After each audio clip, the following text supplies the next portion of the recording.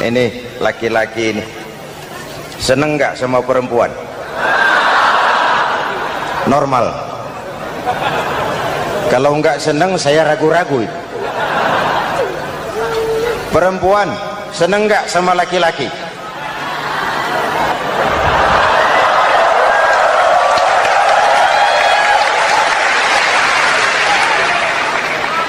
Ini fitrah.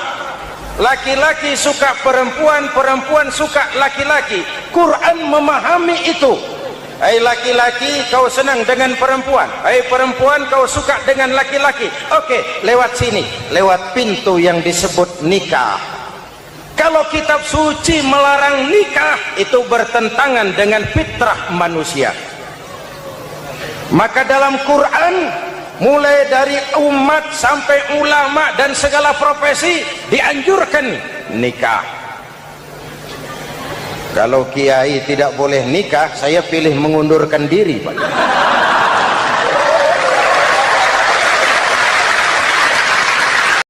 Setiap penganut agama mempunyai kitab-kitab yang suci atau dianggap sebagai suci.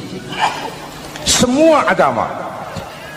Orang Nasrani punya kitab Injil. Orang Yahudi punya kitab Taurat.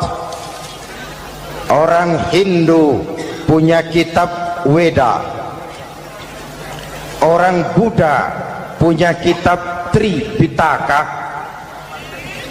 Pengikut Konghucu punya kitab Tao Te Ching. Orang Majusi pengikut Zoroaster punya kitab Zen Avesta.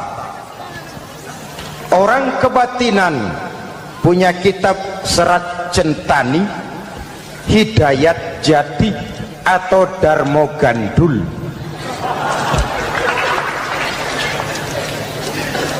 Kita umat Islam oleh Allah diberikan Al-Quran yang kita yakini sebagai kitab suci. Kunaon?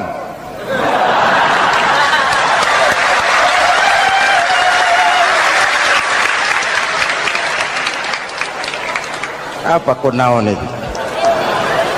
Kenapa sih kita yakin Quran itu kitab suci? Pertama, ajarannya sesuai dengan fitrah manusia. Suatu kitab dinamakan suci kalau konsep ajarannya sesuai dengan fitrah. Contoh, ini laki-laki ini seneng nggak sama perempuan? Normal. Kalau nggak seneng saya ragu-ragu. Perempuan seneng nggak sama laki-laki?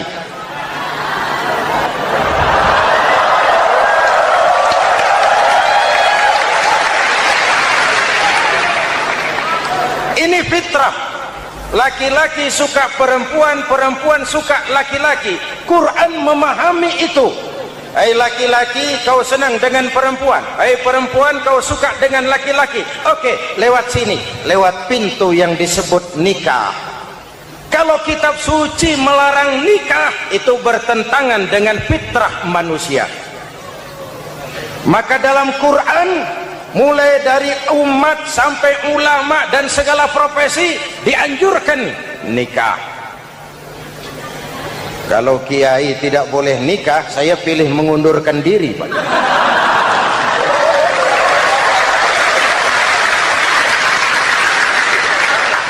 Itu bertentangan dengan fitrah. Lagian mubazir dikasih perabotan nggak dipakai.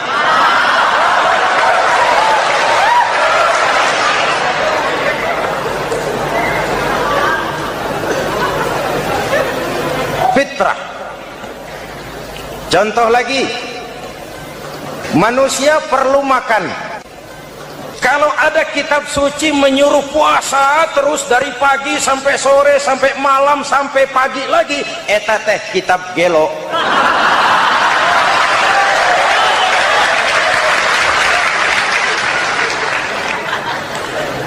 Quran sesuai dengan fitrah. Puasa mulai dari imsak sampai datang waktu maghrib. Puasa ngebleng dari pagi sampai sore sampai malam merusak kesehatan. Malam berpuasa boleh bergaul dengan istri. Kenapa? Fitrah. Kalau siang tidak boleh, malam tidak boleh, sebulan penuh panas kepala.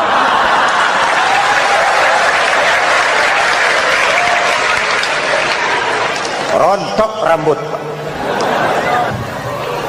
Hadirin yang saya hormati, itu yang pertama.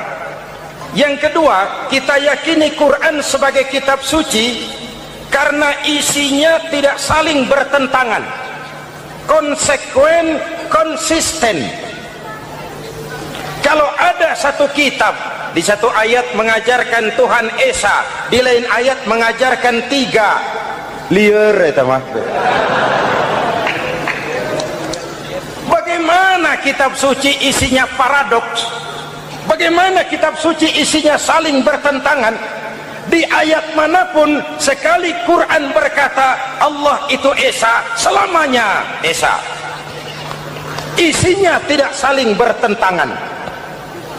Lalu yang ketiga, kita yakini Quran kitab suci karena dia bersih dari intervensi manusiawi.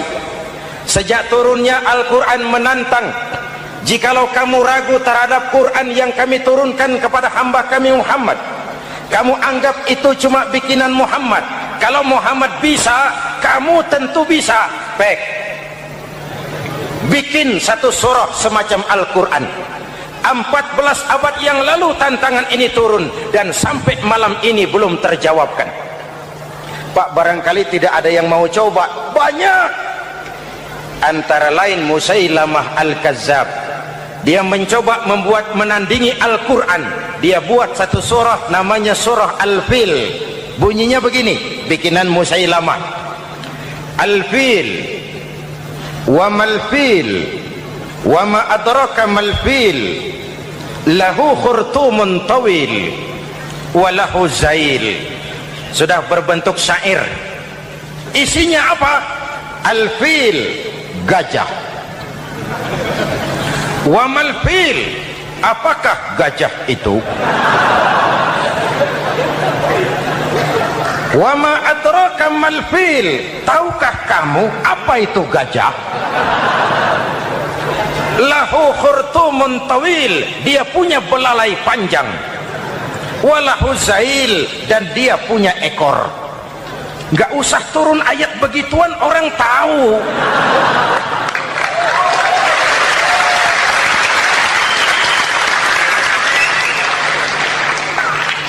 Kalau redaksi mendekati, maka isi jauh panggang dari api. Kitab suci bersih dari campur tangan manusiawi.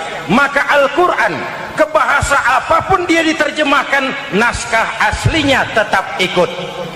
Dia boleh diterjemahkan ke bahasa Sunda, bahasa Jawa, bahasa Padang, bahasa Inggris, bahasa Jerman, bahasa Belanda, naskah aslinya tetap ada. Kenapa? Bahasa ke bahasa perbedaannya sering frontal. Kalau dari gelas menjadi gelas, eta mah caket. Dari lamp menjadi lampu, itu masih serumpun. Tapi cokot Sunda dengan cokot Jawa itu jauh bedanya. Atos Sunda dengan atos Jawa itu jauh. Ulama Sunda sama ulama Jawa nggak pernah akur kalimat atos ini.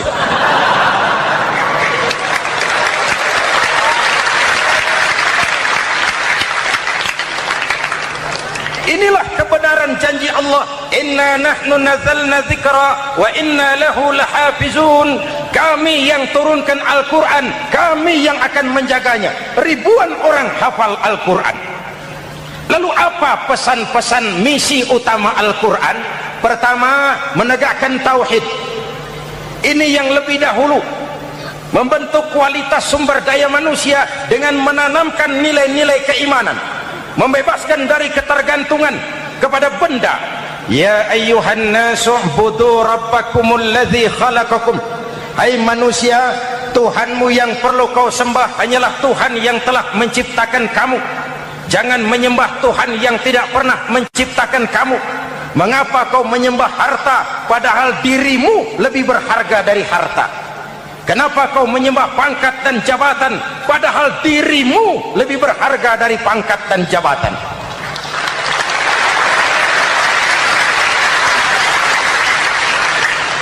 Diajak rasio berpikir, Tuhanmu yang perlu kau sembah hanyalah Tuhan yang menciptakan kamu. Dan Tuhan yang menciptakan kamu itu Tuhan yang lam yalid walam yulad, yang laisa kamislihi syai'un, dan itulah Allah subhanahu wa ta'ala. Ayo orang teh, ayeuna teh boleh pakai teh, ayeuna teh, kita teh kalau kepada syirik jali, syirik yang terang-terangan, insya Allah tidak. Nyata-nyata menyembah berhala, tidak. Nyata-nyata menyembah pohon, tidak. Nyata-nyata berkeyakinan Tuhan lebih dari satu, tidak. Tapi kita sering terjebak pada syirik kecil, syirik khafi, syirik yang tersamar. Saya sejak pakai cincin ini, jangankan anak gadis, nenek-nenek ngelihat saya cincin. Jangankan anak gadis, nenek-nenek lihat saya lemes cincin. Ini saya sejak ada perkutut rumah ini dagang lancar perkutut. Ini Ramadan, bulan penempaan nilai-nilai keimanan. Misi utama Quran menegakkan tauhid, memerangi kemusyrikan, membebaskan manusia dari ketergantungan kepada benda. Dari situ kualitas sumber daya manusia dimulai. Saya sering ungkapkan, selama ini sistem pendidikan kita cuma mengisi otak, bukan membentuk watak. Otak diisi segala macam ilmu, tapi hati kosong, agama rapuh, akhirnya moral rendah. Muncul manusia-manusia yang pintar, cuma sayang tidak benar. Indonesia kita bangkrut, Indonesia kita terpuruk, Indonesia kita sakit sekarang ini kan ulahnya orang-orang yang pintar tapi tidak benar.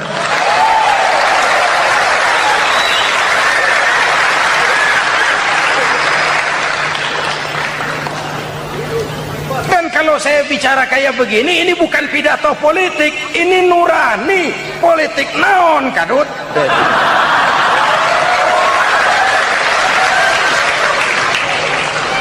Ini nurani, ini tanggung jawab sebagai anak bangsa. Ibu bapak, saudara-saudara hadirin yang saya hormati, Rasul kalau masuk sepertiga yang akhir, sing-singan baju, hamparkan sajadah, lebih banyak di masjid daripada di rumah. Itu Rasul. Maka sepertiga yang akhir masjid makin ramai. Lihat Masjidil Haram. Lain dengan kita. Sepertiga yang akhir masjid mulai mengalami kemajuan, safnya makin maju.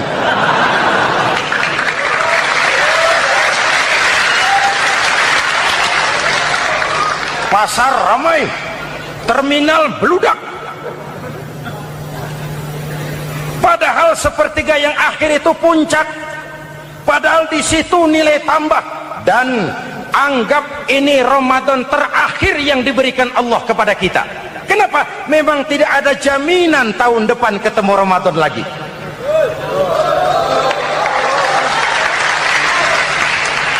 Anggap ini Ramadan terakhir yang diberikan Allah kepada kita. Tidak ada jaminan tahun depan Ramadan akan ketemu lagi. Tidak ada jaminan. Manfaatkan pelukan pemutihan. Semua kita melakukan introspeksi. Tidak tahu kita Ramadan tahun depan nanti masih ketemu apa tidak. Sebagaimana kita tidak tahu kita masih hidup atau tidak. Hadirin yang saya hormati, misi kedua Al-Quran, persaudaraan, kebersamaan atas dasar keadilan dan kebenaran. Manusia bersuku-suku, ya. Manusia berbangsa-bangsa, memang itu diakui oleh Al-Quran. Min dzakari wa untha wa ja'alnakum syu'uban wa qabaila Kami ciptakan kamu dari laki-laki dan perempuan. Kami jadikan kamu bersuku-suku dan berbangsa-bangsa. Apa tujuannya? Agar kamu saling mengenal satu dengan yang lain.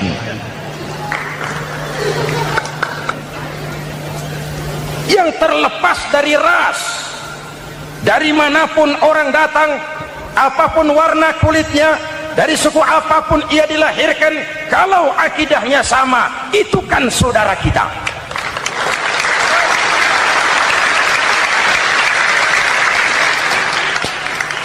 Seperti di masjid, kita tidak peduli dari mana kita datang. Yang datang dari kidul, madhab ngulon mang. Yang datang dari sebelah lor, madhab ngulon mang. Yang datang dari sebelah wetan, madhab kulon mang. Yang datang dari kulon, madhab ngulon. Bukan soal dari mana kau datang, tapi satu arah menghadapmu. Kau mau Betawi, mau Sunda, mau Jawa, mau Padang, mau Aceh, mau Batak, mau Ambon, kita satu nusa, satu bangsa, satu bahasa.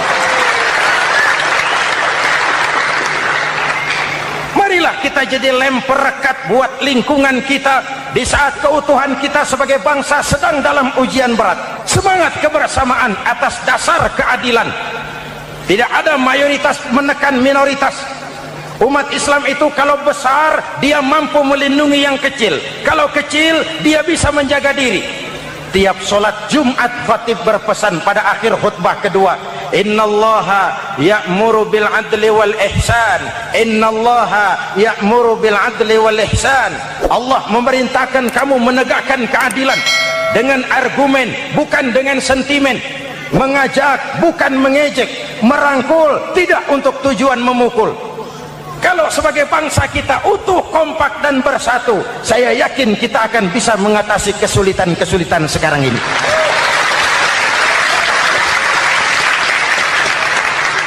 Kan kita prihatin kadang-kadang tawuran antar desa, antar RT, antar RW, antar kecamatan, sampai antar elit di atas.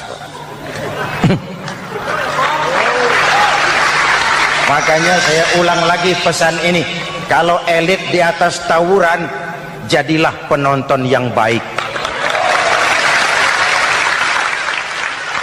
Saudara-saudara kaum muslimin yang saya cintai, kita prihatin, kita seakan tercabut dari akar budaya kita sebagai bangsa. Kenapa kita yang berfalsafahkan Pancasila, kenapa kita yang berketuhanan yang Maha Esa tiba-tiba jadi beringas dan brutal? Ada maling ayam ketangkap, disiram bensin, dibakar hidup-hidup. Kok kita bisa begitu? Street justice, pengadilan jalanan mulai tegak. Iyalah kita tidak puas dengan kerja aparat kita, tapi jangan main hakim sendiri. Ini negara, bukan hutan.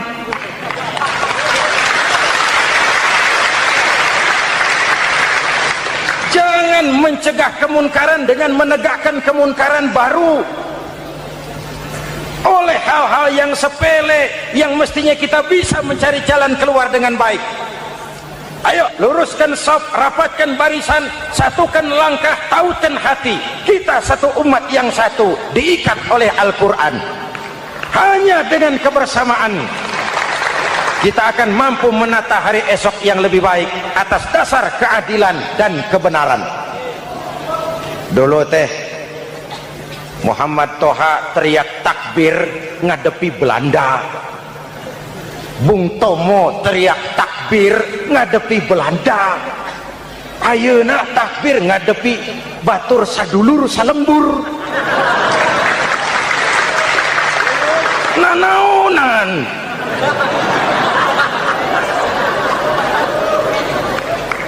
Bung Tomo teriak takbir, Muhammad Toha teriak takbir, yang dihadapi jelas penjajah Belanda. Kita ngadepi saudara sendiri, Allahu Akbar, yang sana teriak Allahu Akbar, setan tepuk tangan di tengah. Yuk kita rukun, yuk kita kompak, yuk kita bersatu, yuk kita pulang, yuk.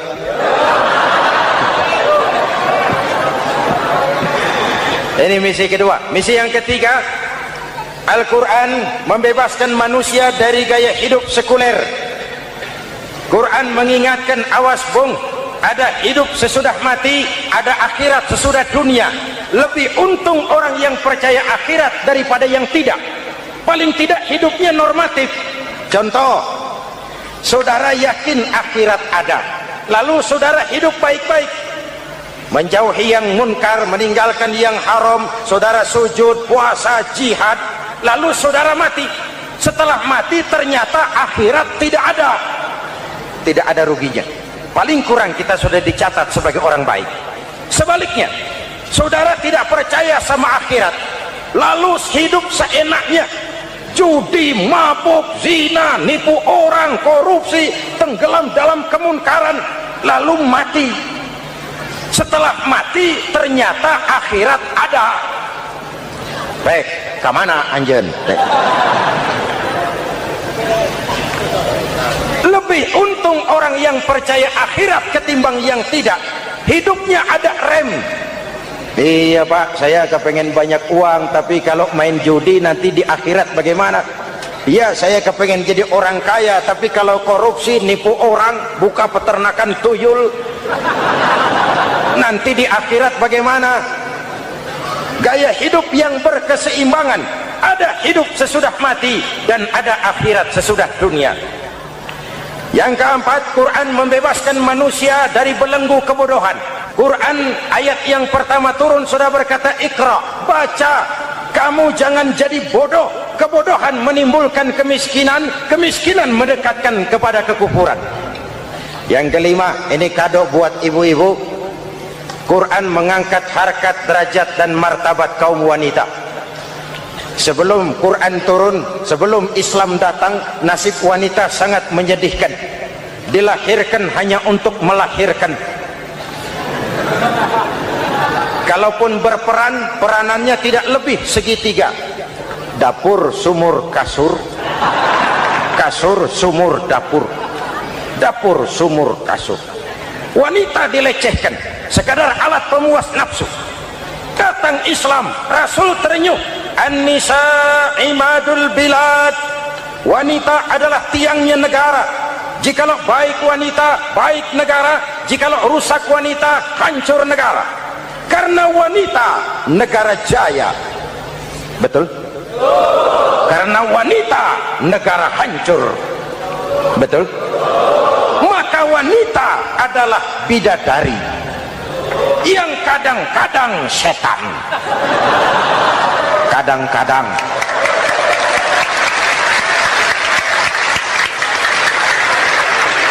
Karena yang hadir di sini bidadari semua.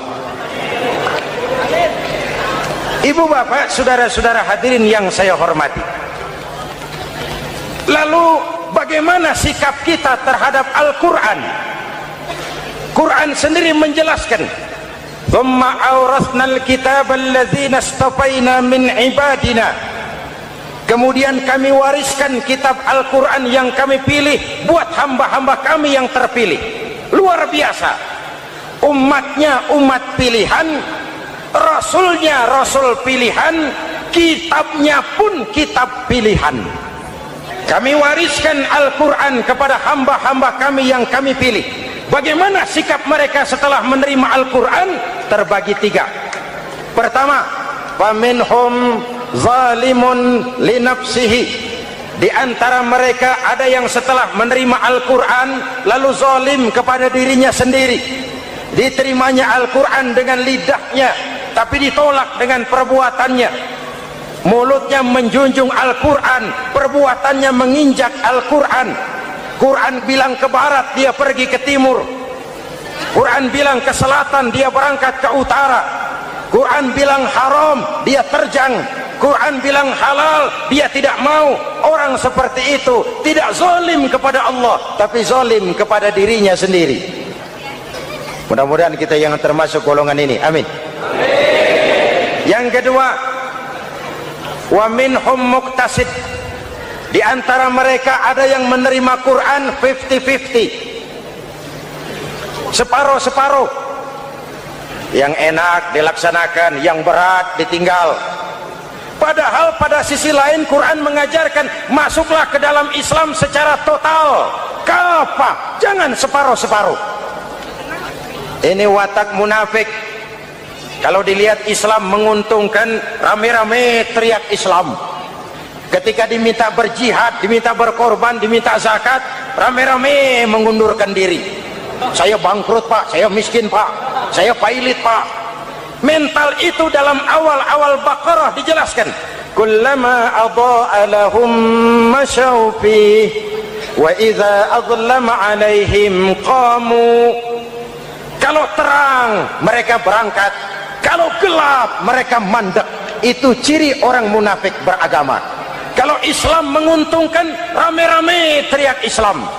Ketika diminta berjihad, berkorban, berjuang, rame-rame mengundurkan diri. Muqtasid. Golongan yang ketiga, ini yang ideal. Wa minhum sabiqum bil khairati biiznillah. Di antara mereka ada yang setelah menerima Al-Quran lalu berlomba-lomba mengamalkannya, berlomba-lomba melaksanakannya. Jangan sampai yang baca Quran dengan suara merdu dapat piala, yang mengamalkan Quran dengan konsekuen dapat penjara.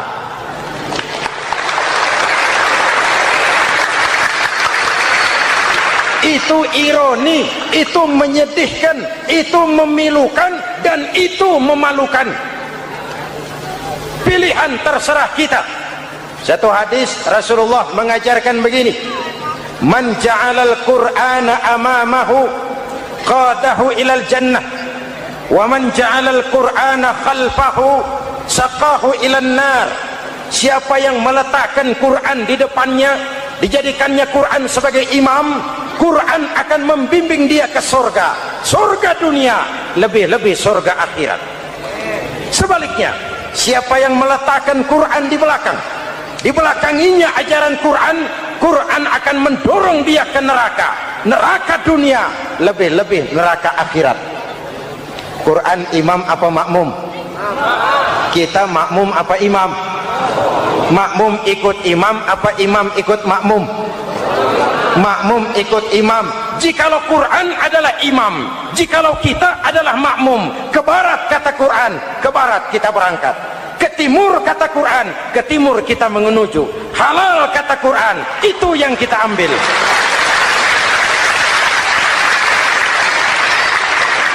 Mari kita jadikan Ramadan sebagai bulan di mana sedikit demi sedikit kita berupaya kembali menjadi generasi yang Qurani. Rasulullah pernah ditanya, kalau Tuhan wafat ya Rasul, kemana kami minta nasihat? Aku tinggalkan kamu dua nasihat, satu yang diam saja, satu yang bisa bicara. Yang bisa bicara apa ya Rasul? Al-Quran. Minta nasihat Quran. Yang diam saja apa ya Rasul? Maut. Dalam hidup ada dua nasihat, nasihat yang bisa bicara Al-Quran, nasihat yang diam saja maut. Menurut ayat Quran dan hadis Nabi itu nanti ada bermacam-macam. Ada orang beriman itu yang dimasukkan surga. Ada orang beriman itu yang dimasukkan ke dalam surga. Ada orang beriman itu yang disebut penduduk surga. Kenapa lain-lain Pak? Karena waktu di dunia amalannya juga lain-lain. Ada orang beriman yang masuk surga. Ini paling murah tiketnya. Mau masuk surga? Kata Nabi begini, ma min abdin qala la ilaha illallah thumma mata ala dhalik illa dakhalal jannah. Kalau seorang hamba sudah mengucap dua kalimat syahadat, dia yakin dengan kebenaran kalimat itu sampai matinya, orang itu akan masuk surga. Abi Dzar yang waktu itu diajak bicara heran, ya Rasul kok gampang betul? Iya. Walaupun orang itu mencuri, iya. Walaupun orang itu berzina, iya. Biar dia mencuri, biar dia berzina, kalau dia sudah mengucap dua kalimat syahadat, dia yakin dengan kebenaran kalimat itu sampai matinya, itu orang akan masuk surga. Jadi masuk surga cukup 2 kalimat syahadat, yakin sampai mati masuk surga, itu perkara masuk. Tapi kalau pertanyaannya diterusin, masuknya kapan Pak? Nah ini lain lagi urusannya.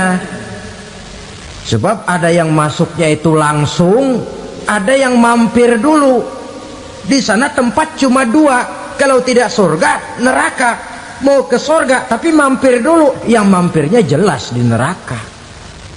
Kenapa? Dalam hadis qudsi ada riwayat, nanti itu di akhirat, setelah Allah selesai mengatur penduduk surga masuk surga, yang neraka masuk neraka, Allah berkata kepada malaikat Malik, malaikat Malik, labaik ya Allah, itu bajingan-bajingan tengik, manusia-manusia durjana yang waktu di dunia tidak mau sujud, jauh dari ulama, gemar melakukan yang munkarat dan maksiat, hidup di tengah masyarakat selalu jadi bibit keonaran, kufur, sudah masuk neraka semua.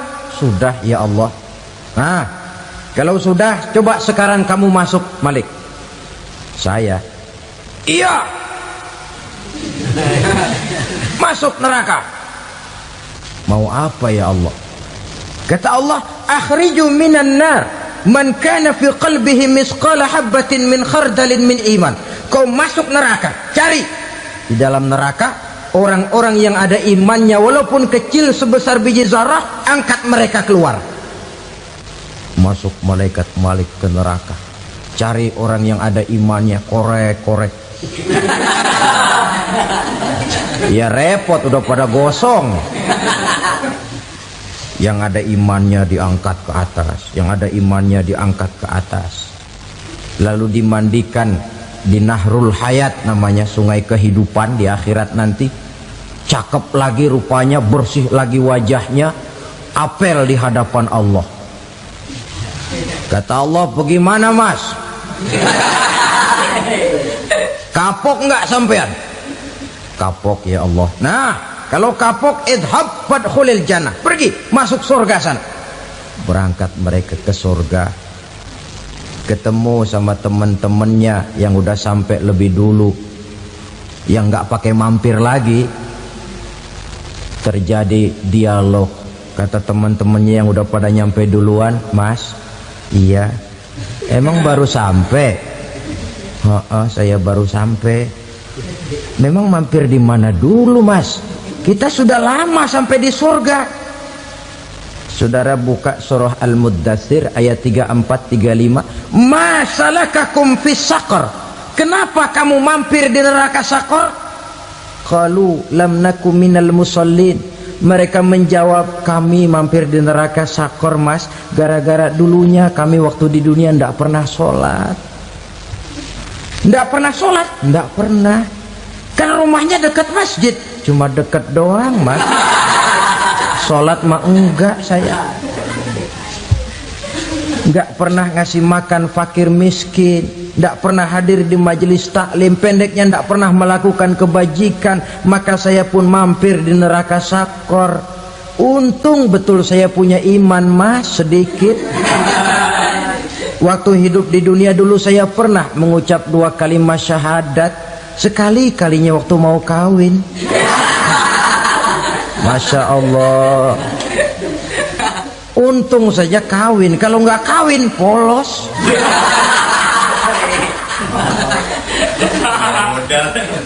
Itu juga pengulu sudah setengah mati ngajarin. Asyhadu alla, asyaduaan, asyaduaan.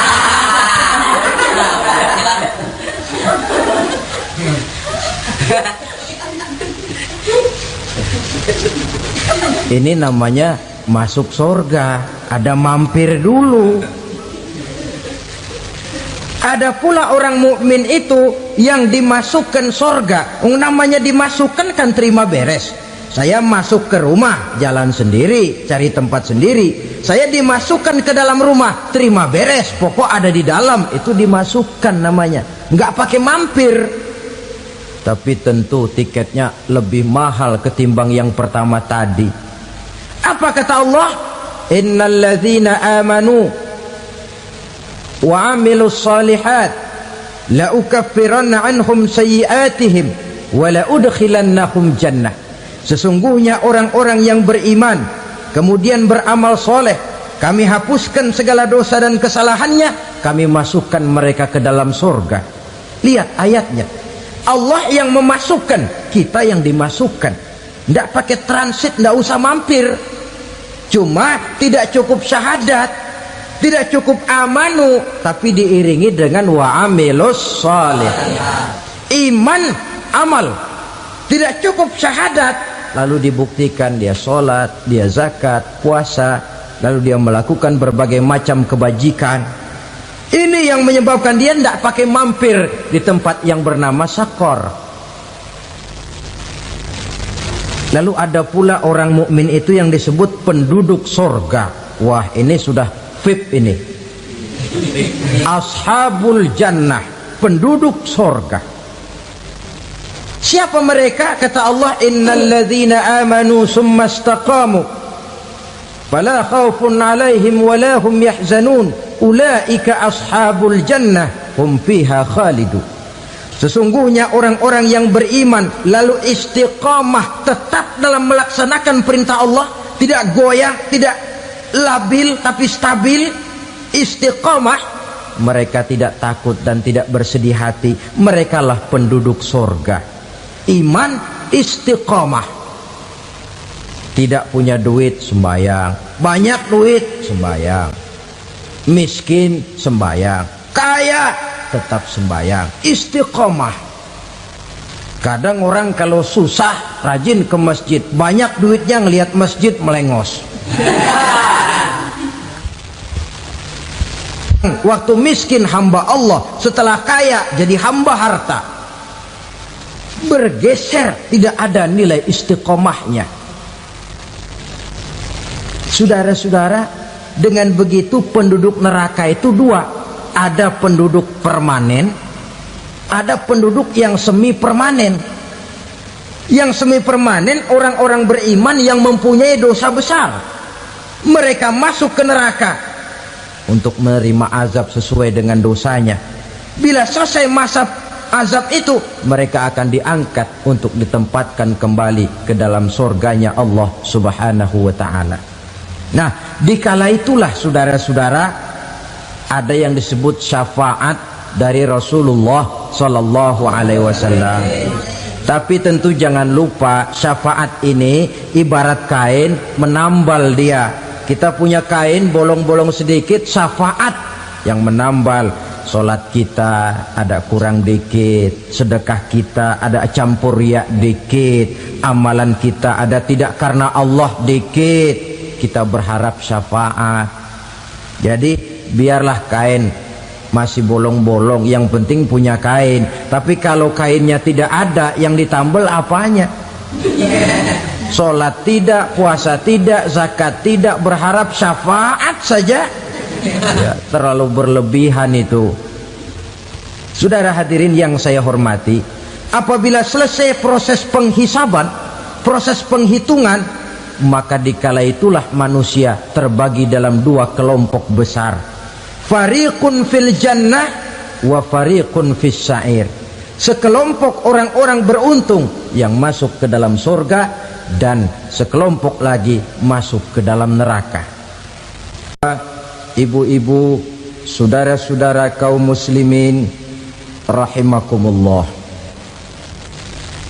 Pada pertemuan yang lalu sudah saya jelaskan bahwa hidup selalu berakhir dengan kematian.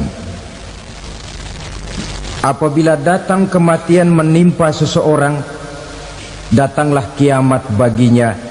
Itu yang disebut dengan kiamat kecil. Hakikatnya mati adalah perpindahan dari kehidupan di dunia ini menuju kehidupan di alam barzakh. Menunggu kita di alam barzakh sampai datangnya saat kiamat. Entah 10 tahun, entah 100 tahun, entah 1000 tahun, hanya Allah saja yang maha tahu.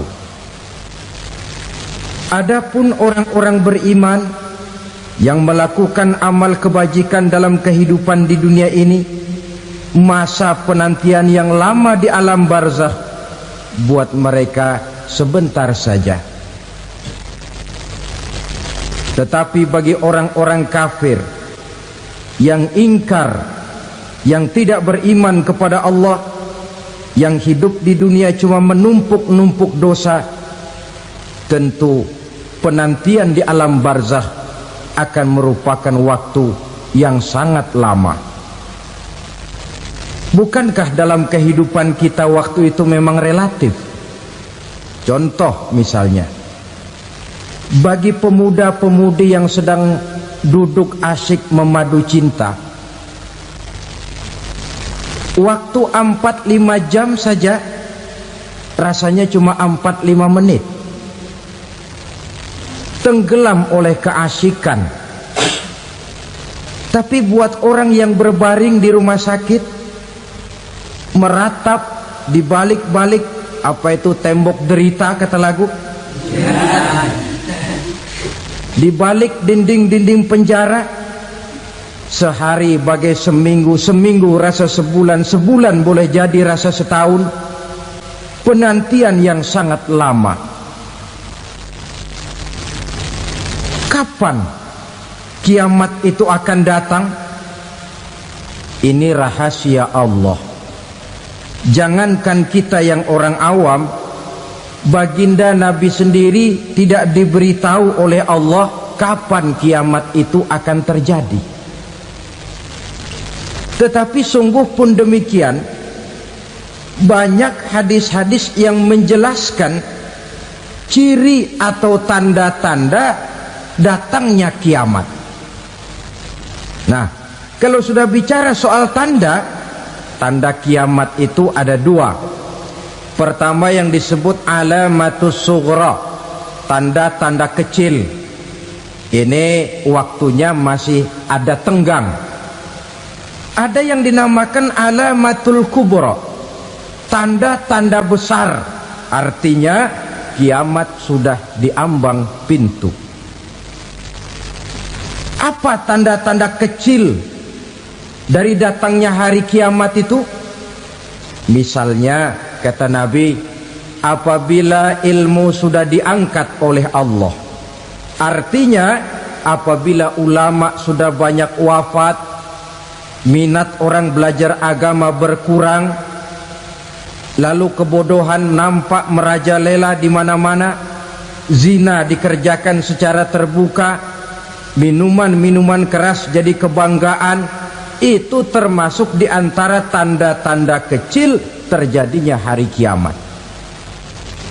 Apalagi misalnya iza waladatil ammatu rabbataha, apabila budak sudah melahirkan tuan. Apa maksudnya? Ada yang mentafsirkan apabila anak sudah bisa membudaki orang tuanya. Orang tua yang melahirkan dia, yang membesarkan dia, demi setelah si anak besar jadi orang berpangkat, bertitel, berharta, berkedudukan, jadilah orang tua itu budaknya. Sehingga sering dibilang kalau orang tua kaya, anak jadi raja. Tapi kalau anak yang kaya, orang tua sering jadi budak. Apalagi munculnya fitnah yang bergelombang, timbul perang antara dua bangsa yang besar, waktu berjalan terasa sangat pendek sekali. Itu merupakan tanda di antara tanda-tanda kiamat. Termasuk di dalamnya sulit membedakan mana laki, mana perempuan. Kan kalau tanda-tanda kayak begini sekarang sudah banyak kita lihat kan. Ulama banyak wafat, penggantinya sulit. Zina dikerjakan berterang-terangan, minuman keras jadi kebanggaan, banyak anak membudaki orang tuanya, sulit membedakan mana laki mana perempuan. Kadang-kadang dari belakang kita lihat perempuan bener, begitu kita colek nengok jenggotan.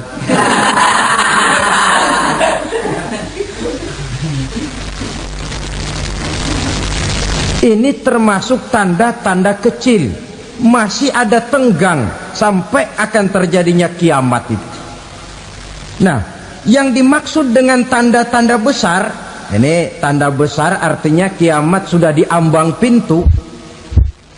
Pertama, matahari terbit dari sebelah barat.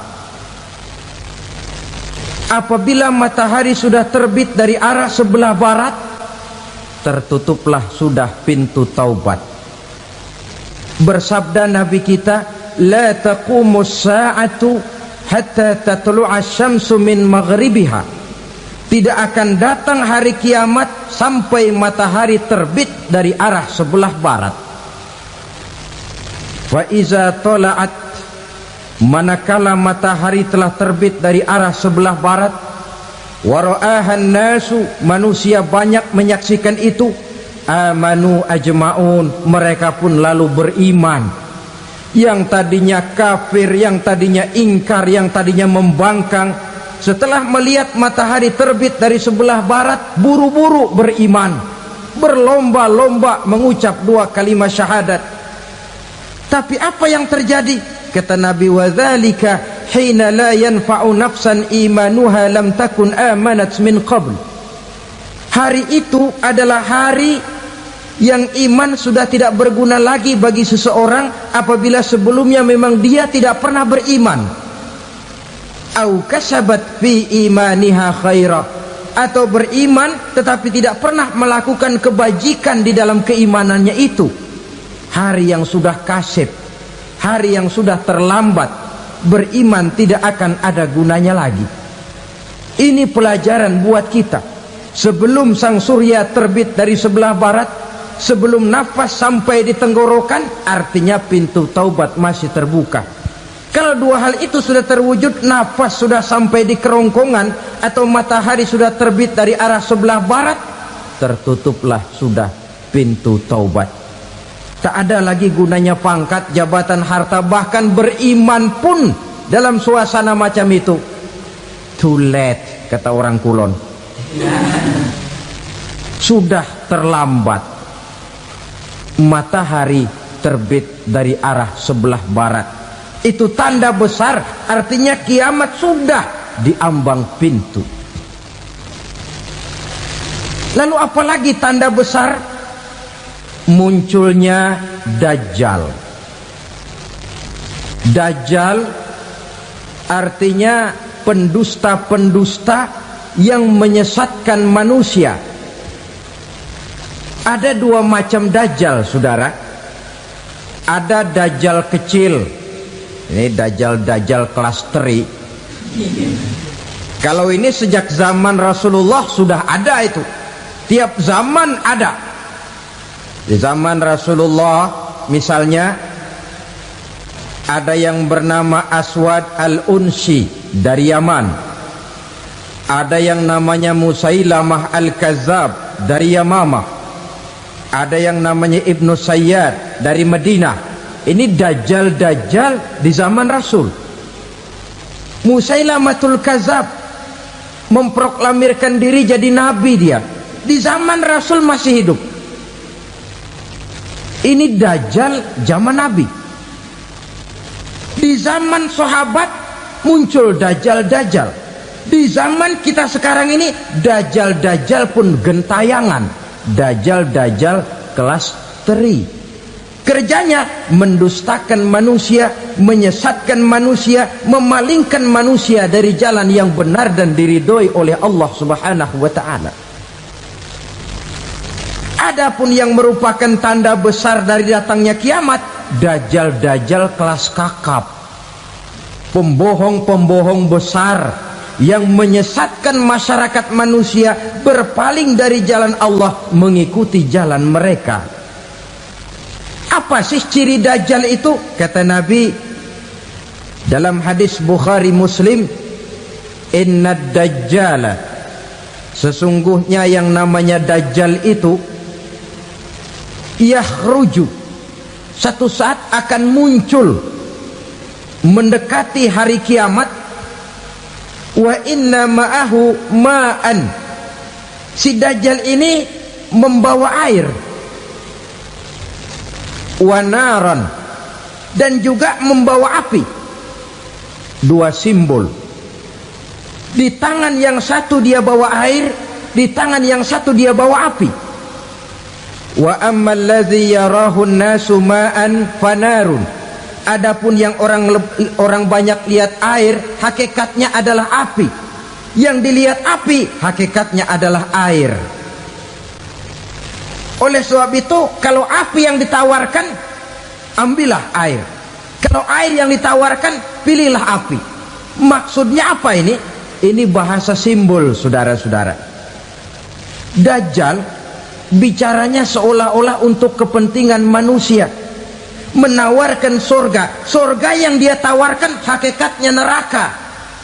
Hai manusia, kalau kau mau bahagia, jangan dekat-dekat dengan agama. Sholat itu tidak efektif dan efisien, tidak produktif dari segi ekonomi itu. Menghadiri majelis taklim cuma buang-buang waktu. Tahajud, tasbih, tahlil, baca Quran, apa itu? Pekerjaan mubazir saja. Hidup ini cuma sekali, masa yang cuma sekali, manfaatkan dengan sebaik-baiknya.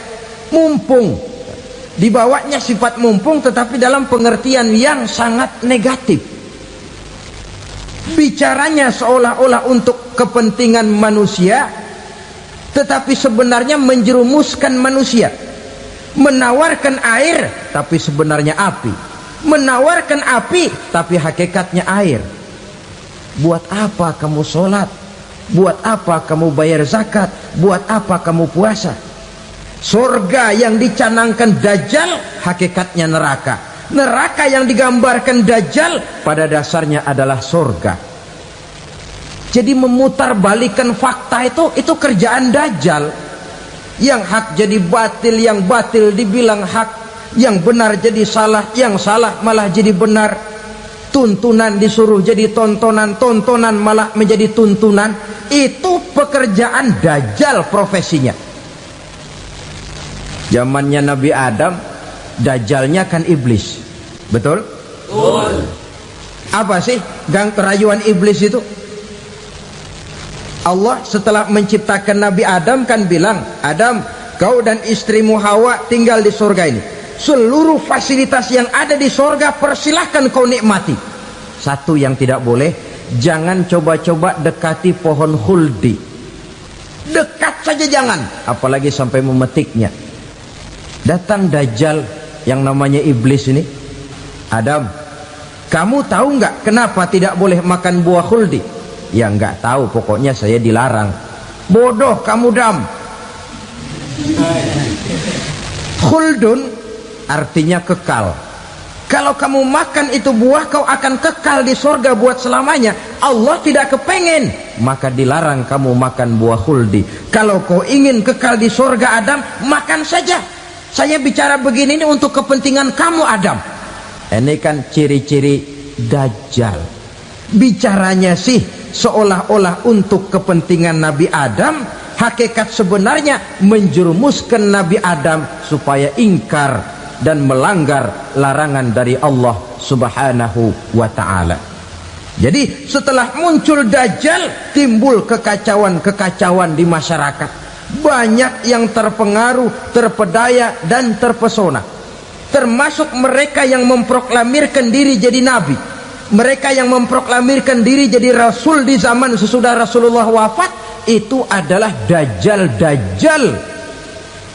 Maka saya ingatkan, kalau di zaman kita sekarang ini ada orang ngaku jadi nabi, ada orang ngaku jadi rasul, biar bahasa Arabnya kental,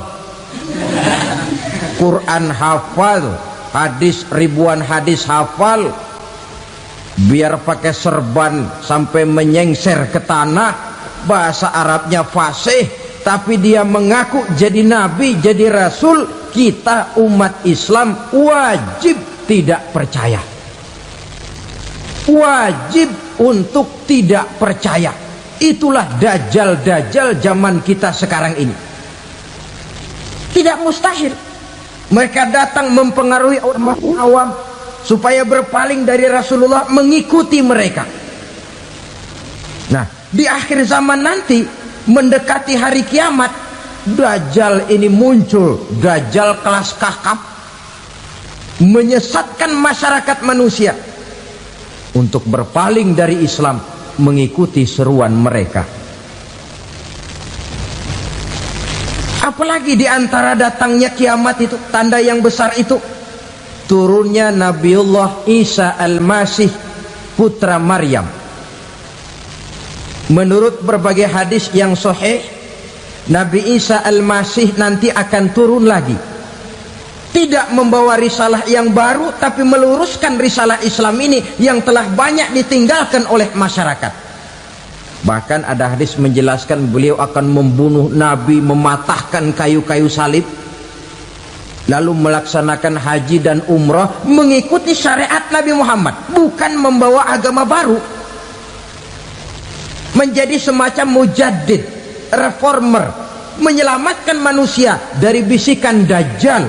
Bahkan ada riwayat yang menjelaskan bahwa Nabi Isa berhasil mengalahkan Dajjal, mengembalikan masyarakat manusia kembali kepada ajaran Islam yang datang dari Allah, dibawa oleh Rasulullah sallallahu alaihi wasallam.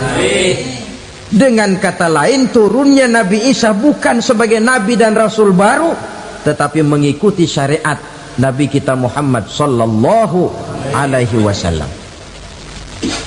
Saudara hadirin, ibu-ibu hadirat yang saya hormati, kemudian apalagi di antara tanda-tanda besar akan datangnya kiamat itu? Keluarnya asap atau awan. Kata Nabi, inna min asyrati sa'ah dukhanan yamla'u ma bainal masyriqi wal maghrib. Di antara tanda-tanda kiamat, munculnya awan antara langit dan bumi. Ini pun diperkuat dalam surah Ad-Dukhan ayat 10. Fartaqib yauma ta'ti as-sama' bidukhanin mubin fayughshan nas hadza azabun alim. Bagi orang-orang yang beriman, mereka biasa-biasa saja, tapi bagi orang kufur, datangnya asap dan awan ini merupakan azab yang kelewat pedih. Barangkali sedikit mendekati gambaran tentang azab yang pedih ini, saya ingatkan alam pikiran kita kepada peristiwa yang belum lama terjadi. Pernah dengar berita bocornya reaktor nuklir di Chernobyl, Uni Soviet? Pernah dengar? Bocornya reaktor nuklir di Chernobyl yang mengakibatkan ratusan, bahkan sangat mungkin ribuan nyawa. Cuma satu reaktor. Bagaimana kalau seluruh cadangan nuklir yang dimiliki oleh para negara adik kuasa ini diledakkan? Bahkan yang konon menurut catatan, cadangan nuklir yang dimiliki bersama oleh Amerika dan Rusia sekarang ini sudah sanggup memusnahkan 6 miliar manusia, 1,5 kali lebih banyak dari jumlah manusia yang nongkrong di permukaan bumi ini. Saudara-saudara hadirin yang saya hormati, lalu saat mendekati hari kiamat, apalagi tandanya? Setelah Nabi Isa wafat, pada saat turunnya yang kedua kali, lalu Allah meniupkan angin sejuk. Semua orang-orang beriman, orang-orang baik wafat, sehingga penghuni bumi ini cuma tinggal lagi terdiri dari orang-orang kafir. Tidak ada lagi di bumi ini yang bisa mengucapkan Allah. Hingga dalam hadis qudsi itu ada keterangan, innallaha azza wa jalla yaqulu li Israfil. Allah pernah pesan kepada malaikat Israfil. Kata Allah, Israfil, idza sami'ta qailan yaqul Allah Allah fa akhirin nafakh 40 sanatan ikraman liqailiha. Hai Israfil, apabila kau dengar di permukaan bumi masih banyak orang yang mengucapkan Allah Allah, maka tunda sangkakala kiamat itu 40 tahun. Untuk apa? Ikraman liqailiha, menghormati orang yang mengucapkan Allah, Allah itu. Wah, jadi karena sekarang masih banyak yang mengucapkan Allah, besar hatilah kita, masih jauh kiamat itu. Tapi jangan lupa, kiamat pribadi, kiamat kecil itu yang gak kita sangka-sangka. Ajal datang mencabut nyawa, itu kiamat pribadi, dan itu yang pasti kita hadapi, dan itu yang membuat kita tidak boleh bersikap main-main di dalam kehidupan sekarang ini. Saudara hadirin yang saya hormati, tidak ada lagi orang-orang muslim. Seluruh penduduk dunia ini kafir. Lalu terciptalah struktur sosial yang berlandaskan prinsip hidup semau gue. Bakal terjadilah prinsip di mana yang kaya menyantap yang miskin, yang kuat menindas yang lemah. Hidup sudah bagaikan di rimba belantara, berlaku hukum rimba. Siapa yang kuat dia yang menang, siapa yang lemah menjadi mangsa. Timbul kekacauan, maksiat merajalela, munkarat menjadi-jadi, sehingga isi bumi ini penuh dengan segala macam perbuatan dosa. Tidak ada perlunya lagi alam diperpanjang temponya. Datang saat yang sudah dijanjikan oleh Allah Azza wa Jalla, maka terjadilah yang disebut kiamat kubra, kiamat besar, kiamat ancur-ancuran. Bagaimana kejadian ini dimulai? Dalam surah Az-Zumar ayat 68, Allah Subhanahu wa taala berfirman, "Wa nufikha fis-suri fasa'iqa man fis samawati wa man fil ardi illa man sya'allahu." Maka manakala ditiuplah sangkakala, terkejutlah seluruh yang ada di langit dan seluruh yang ada di bumi.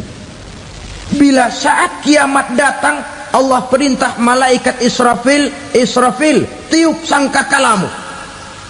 Ditiuplah sangkakala oleh malaikat Israfil.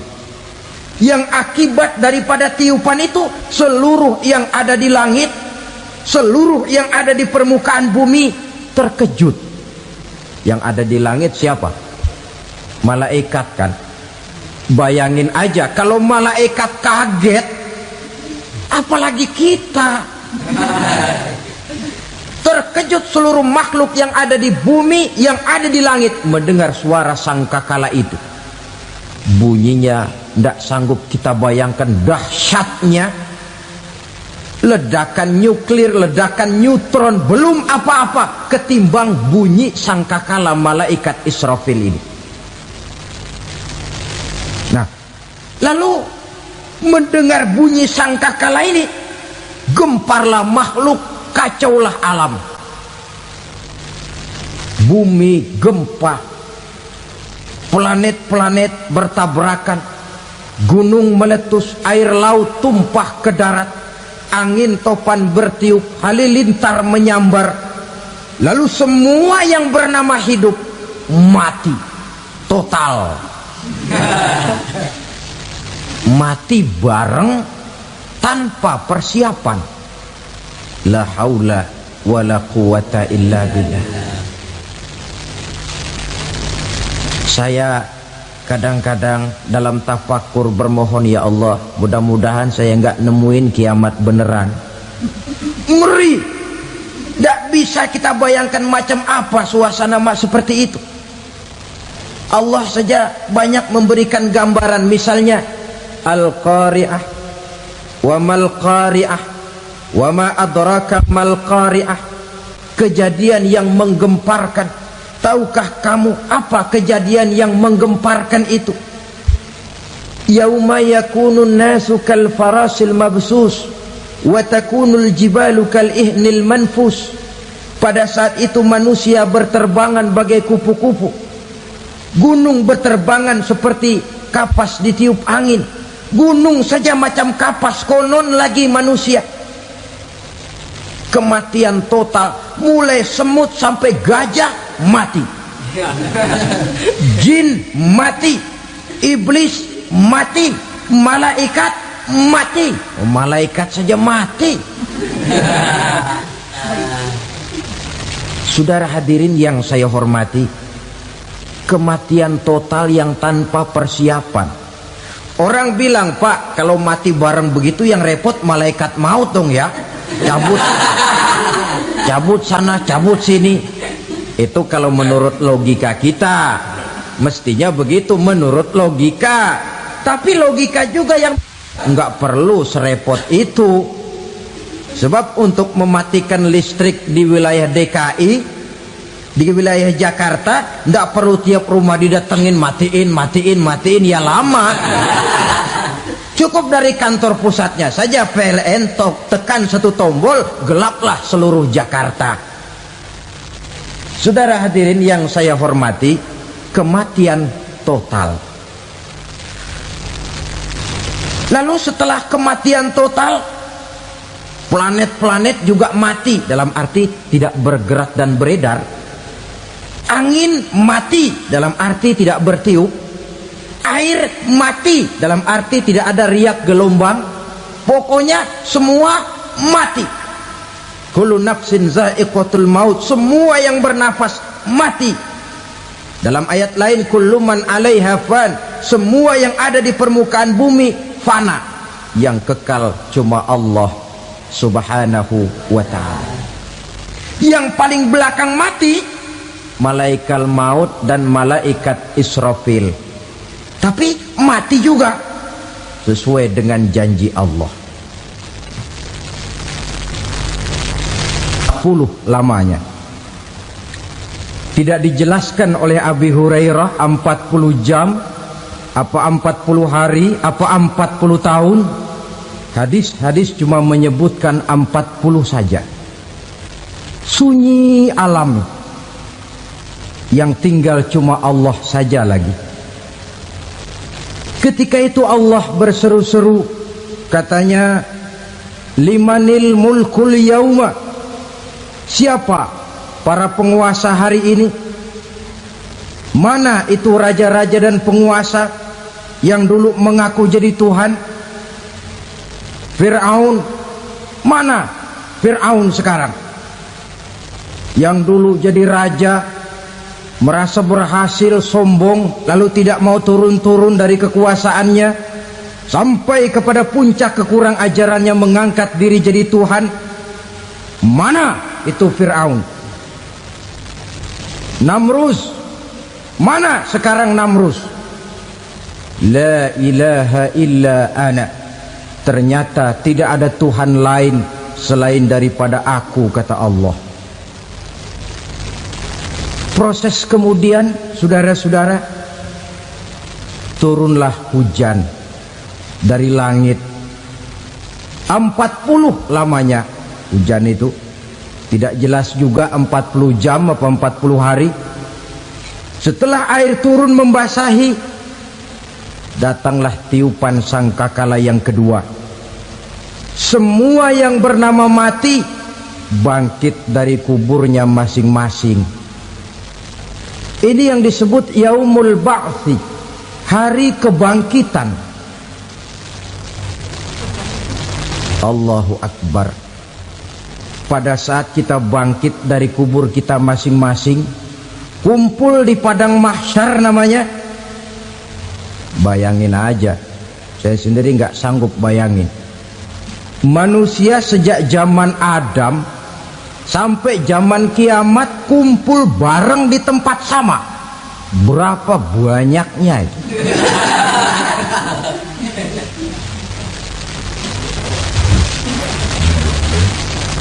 Dan yang luar biasa, menurut satu riwayat, pada saat bangkit itu, Masya Allah, roman muka kita berubah, disesuaikan dengan amalan kita waktu di dunia ini. Barang siapa yang waktu di dunia amalannya itu amalan tikus, di akhirat nanti dia bangkit dari kubur mukanya seperti muka tikus. Gagah betul badannya, tapi mukanya seperti tikus. Kenapa? Amalannya waktu di dunia seperti amalan tikus.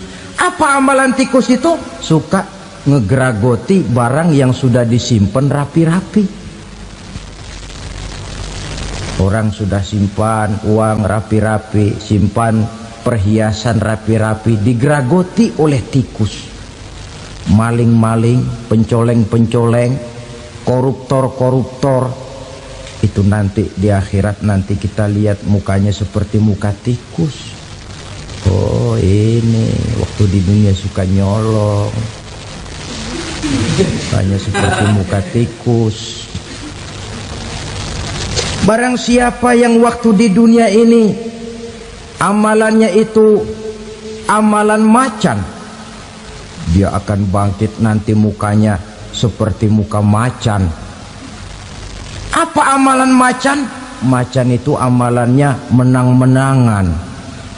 Orang yang mau menang saja, nggak mau mengalah. Coba lihat di hutan. Kenal hutan nggak? Di hutan, raja hutan di mana-mana pasti macan. Betul kan? Betul. Padahal hutan belum pernah bikin pemilihan umum. Tapi macan tidak peduli ada pemilihan umum apa tidak, pokok saya raja. Sebab apa? Macan jadi raja itu bukan karena benar, tapi karena kuat jadi raja. Setelah dia jadi raja, rakyat hutan yang mesti dilindungi malah dimakan oleh raja macan. Kambing rakyat hutan dimakan oleh macan. Ayam rakyat hutan dimakan oleh macan. Itu nanti kita lihat di akhirat itu mukanya seperti muka macan, gagah betul. Lalu barang siapa yang di dunia ini amalannya itu seperti amalan anjing, nanti dia punya muka seperti muka anjing. Apa amalan anjing? Pertama, anjing itu kalau disuruh jaga rumah, dia tidak bisa membedakan mana maling mana tamu. Biar yang datang maling, kalau bawa tulang, anjing kalem. Yang kedua, anjing itu akan setia kepada siapa saja yang memberinya roti. Siapa yang memberinya roti, itulah majikannya. Apa kata majikannya, pasti dia laksanakan. Soal benar atau salah, dia tidak peduli. Setelah anjing dapat roti, dia tidak punya pilihan lain kecuali bilang, abdi mah kumaha juragan wae ayeuna mah.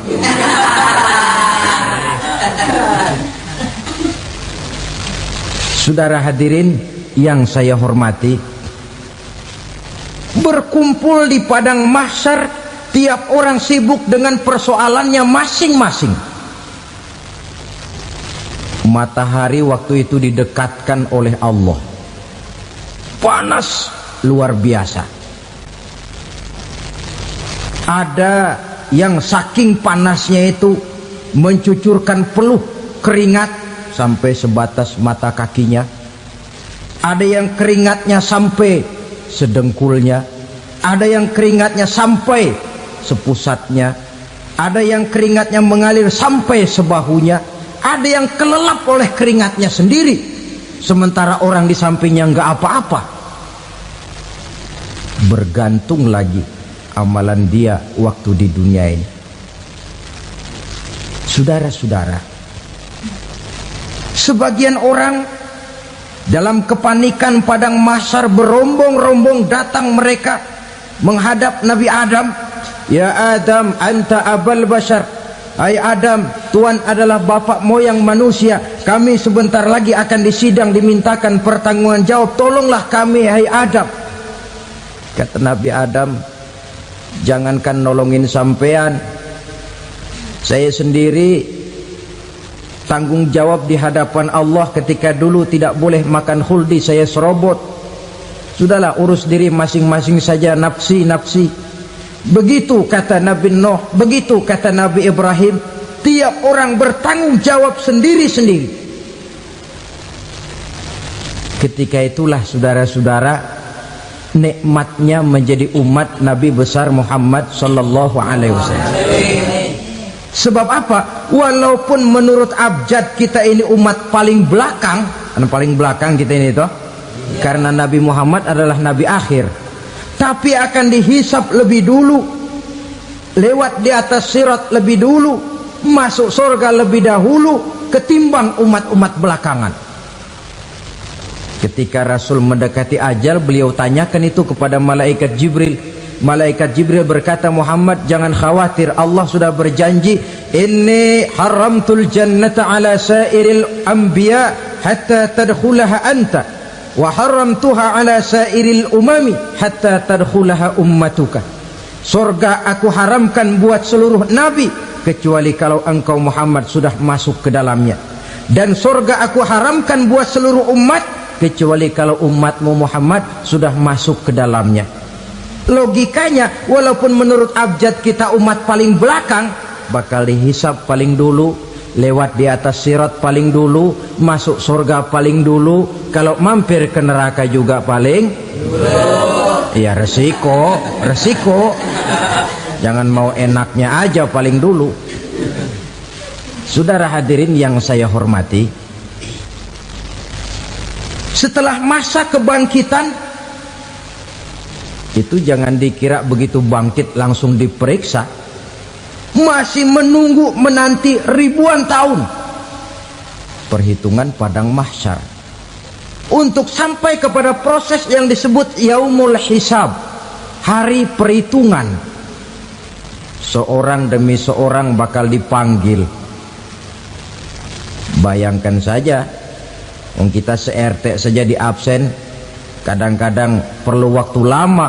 Ini manusia sejak zaman Nabi Adam sampai datang hari kiamat, satu demi satu disidang di hadapan Qadhi Rabbul Jalil. Status sosial copot sudah waktu itu. Yang pernah jadi hartawan di situ tidak lagi kelihatan kehartawanannya.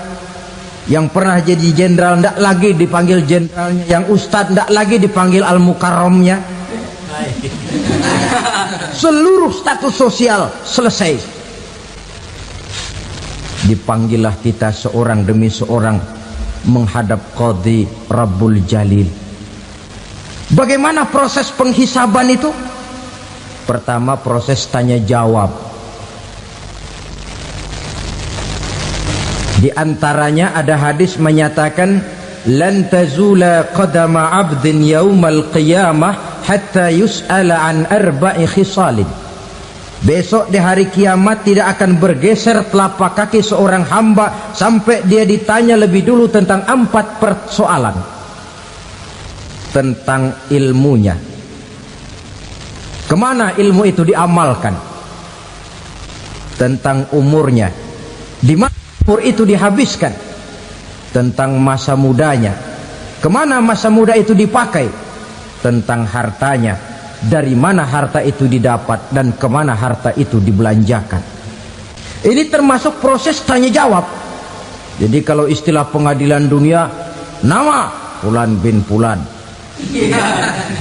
Kamu waktu di dunia diberikan umur panjang untuk apa? Pernah mengalami masa muda, kemana kau habiskan masa remajamu? Kau diamanahkan ilmu, dengan apa ilmumu kau amalkan? Kau diberikan harta, dari mana harta kau dapat, kemana kau belanjakan? Tak seorang pun yang bisa mungkir. Sebab apa? Dikala itu yang menjadi saksi bukan orang. Yang menjadi saksi adalah seluruh anggota badan kita. Tangan bicara, kaki jadi saksi terhadap seluruh amalan yang pernah kita kerjakan pada saat kehidupan di alam dunia ini. Selesai proses tanya jawab, lalu diperlihatkan buku catatan kita waktu hidup di dunia ini. Jangan lupa Allah itu menyiapkan 2 superkomputer kepada kita. Sebelah ditempelin sebelah kanan, yang sebelah tempelin di sebelah kiri. Komputer itu namanya Raqib dan Atid. 2 malaikat yang apabila baik kita lakukan, refleks saja akan menulis kebajikan kita. jahat kita kerjakan akan tertulis. Catatan itu nanti diperlihatkan kepada kita. Waduh, alangkah malunya pada saat diperlihatkan catatan kita, buku rapot kita merah melulu. Barangkali diperiksa sambil diomelin, brengsek lo. Buku merah melulu begini bagaimana waktu hidup di dunia? Tidak cukup diperlihatkan buku catatan kehidupan, rekaman kehidupan. Rekaman kehidupan kita secara utuh sejak terlahir sampai ajal datang merenggut nyawa. Barangkali mirip dengan video sekarang ini, di mana terekam dengan baik seluruh kegiatan kita sejak yang sekecil-kecilnya sampai kepada yang sebesar-besarnya. Untuk kemudian kita pun menerima balasan. In khairan fa khairun wa in syarran fa syarrun. Kalau baik ya baik balasannya, kalau jahat ya jahat juga balasannya. Catatan-catatan kita diberikan. Kalau banyak kebajikannya diberikan di tangan kanan dengan cara yang halus. Kalau banyak kejahatannya diberikan dari sebelah kiri atau dilempar dari belakang. Itulah sebabnya sejak di dunia ini kita sudah mohon kepada Allah. Ketika berwudu membasuh tangan kanan, apa kita bilang? Allahumma a'tini kitabi biyamini wa hasibni hisaban yasira. Ya Allah, berikan saya kitab di tangan kanan, dan kalau saya memang perlu dihisap, hisaplah saya yang seringan-ringannya. Tangan kiri berlindung kita kepada Allah, jangan sampai diberikan kitab di tangan kiri atau dari arah sebelah belakang. Wa a'udzubika an tu'tiya kitabi bishimali aw min wara'i zuhri, dari arah sebelah belakang. Na'udzubillah min dzalik. Setelah selesai lewat proses penghisaban, lewat mizan, timbangan, maka yang sudah selesai dihisab itu bergeraklah menuju sirat, jembatan yang terbentang menuju surga melalui neraka. Saudara-saudara, panjangnya perjalanan sirat itu memakan waktu ratusan tahun. Tetapi orang yang lewat di atas sirat pun macam-macam, bergantung amalannya ketika di dunia ini. Ada yang lewat di atas sirat itu kal barkil khatib, seperti kilat yang menyambar, lep, sudah sampai dia di surga. Cepat bukan main. Ada yang lewat di atas sirat itu seperti orang lari-lari. Ada yang lewat di atas sirat itu seperti orang jalan biasa. Ada yang sambil merangkak, ada yang sambil ngesor, ada yang sambil gelayutan, ada yang selamat sampai ke ujung ke surga, ada yang tergelincir jatuh masuk ke dalam neraka, bergantung amalannya dalam kehidupan di dunia sekarang ini. Tiap kita akan melewati yang namanya sirat ini. Saudara-saudara kaum muslimin yang saya hormati, dengan demikian mereka yang selamat melalui sirat sampai ke terminal akhir surga, mereka yang ketika dihisab ternyata banyak kejahatannya daripada kebaikannya, mereka singgah di dalam neraka. Nah, adapun orang-orang yang beriman menurut ayat Quran dan hadis Nabi itu nanti ada bermacam-macam. Ada orang beriman itu yang dimasukkan surga. Ada orang beriman itu yang dimasukkan ke dalam surga.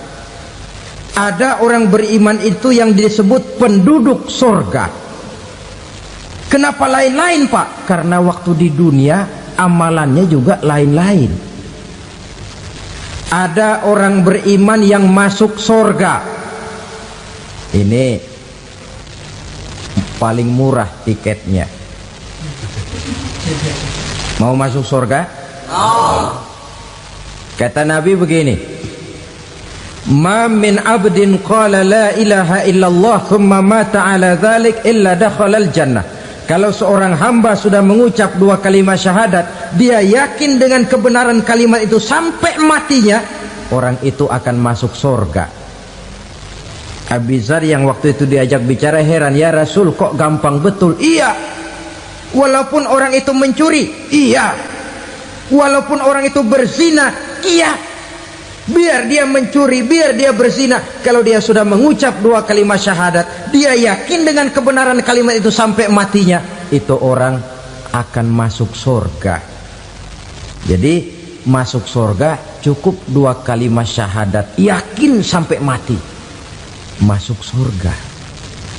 Itu perkara masuk.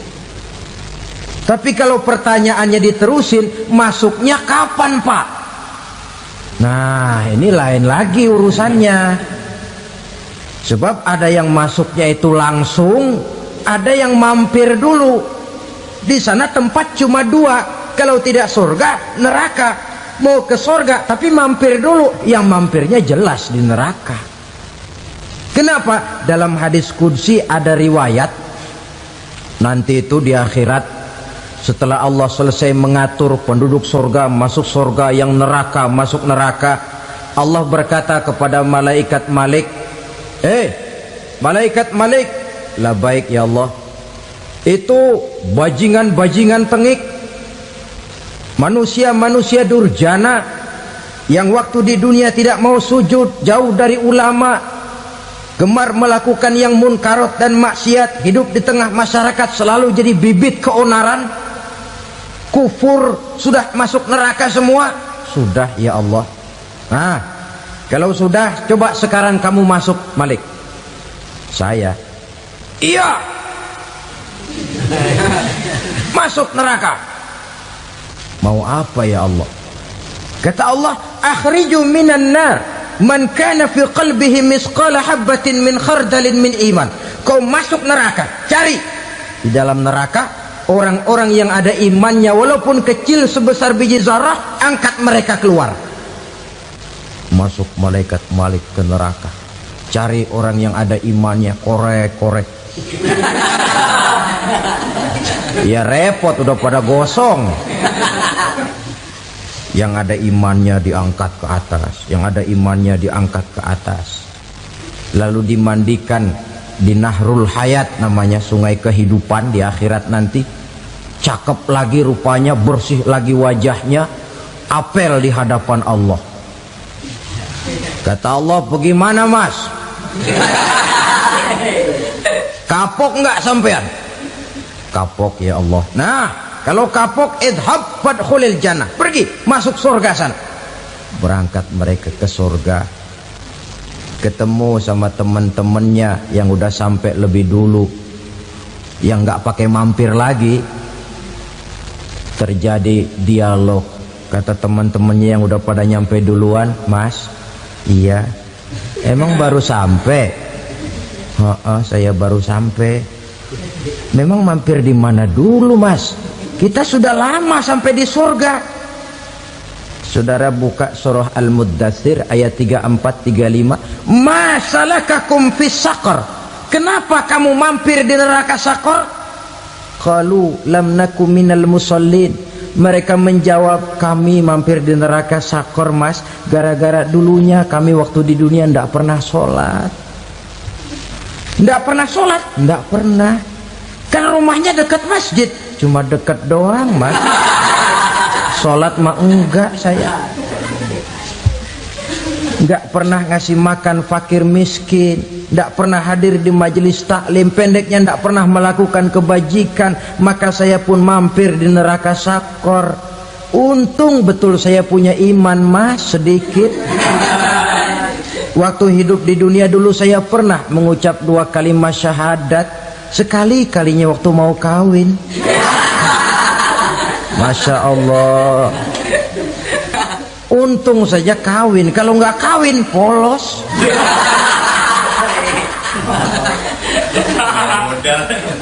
Itu juga pengulu sudah setengah mati ngajarin. Asyhadu alla, asyaduaan, asyaduaan.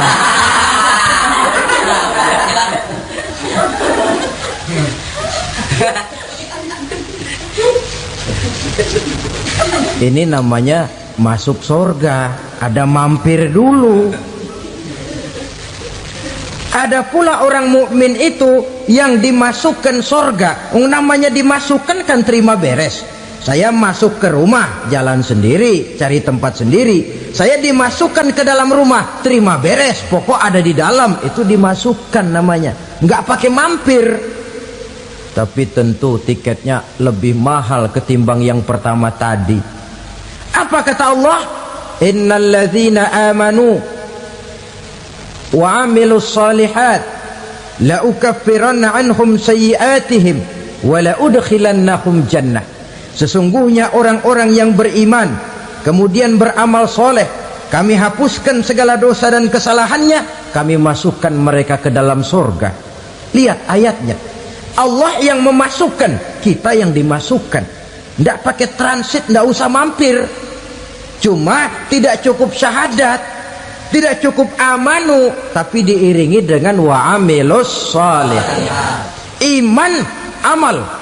Tidak cukup syahadat, lalu dibuktikan dia sholat, dia zakat, puasa, lalu dia melakukan berbagai macam kebajikan.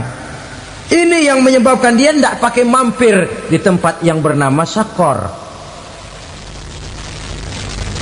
Lalu ada pula orang mukmin itu yang disebut penduduk sorga. Wah, ini sudah VIP ini. Ashabul jannah, penduduk sorga. Siapa mereka? Kata Allah, innal ladzina amanu summa istaqamu fala khaufun alaihim wala hum yahzanun ulaika ashabul jannah hum fiha khalidun. Sesungguhnya orang-orang yang beriman lalu istiqamah, tetap dalam melaksanakan perintah Allah, tidak goyang, tidak labil tapi stabil, istiqamah, mereka tidak takut dan tidak bersedih hati. Merekalah penduduk surga. Iman, istiqamah.